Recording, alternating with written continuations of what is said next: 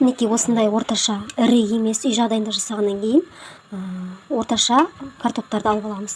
Және де қуырмас бұрын бұларды кішкене суларынан осылай құрғатып аламыз. Қуырмай тұрып, қазір кішкене не қылып, шашырап май. Сол үшін осылай бірінші құрғатып аламыз.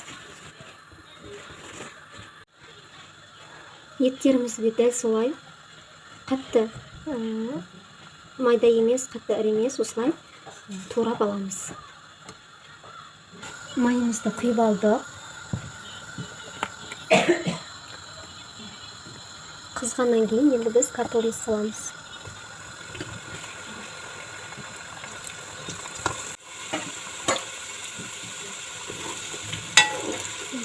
Жақсылап араластыра отырып қуырып аламыз.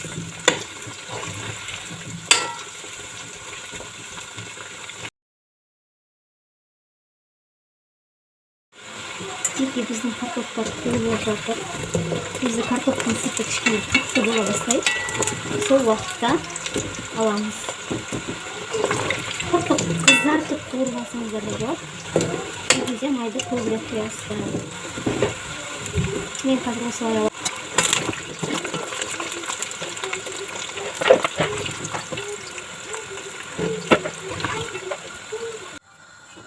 Енді етімізді қуырып аламыз.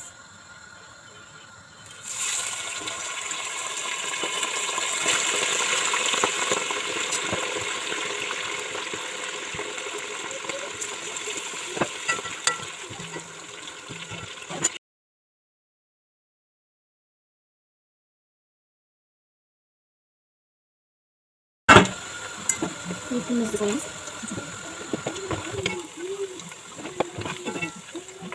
Енді мінекей бағанағы картопымызға тұз, қара бұрыш, қызыл бұрыш, паприка, өздеріңізге ұнайтын дәмдеуіштерді қосамыз.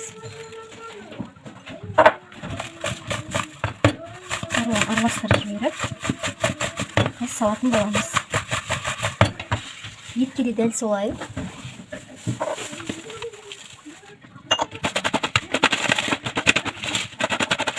Қазанымыздағы майымыздың барлығын осылай құйып аламыз.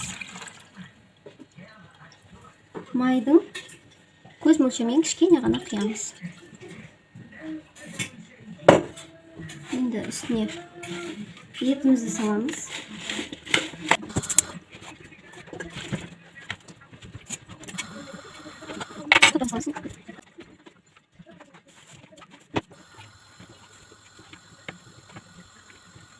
Үлкен қасықпен 3 қасық осылай су құямыз. Астын жайға қойып, бетін жауып, 1-1,5 сағат бұқтырамыз.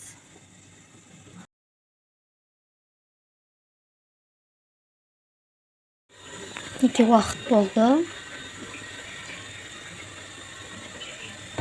Дадан, күшті болып тұр. Неке біздің тамағымыз дайын. Енді үстіне жуаларымызды саламыз.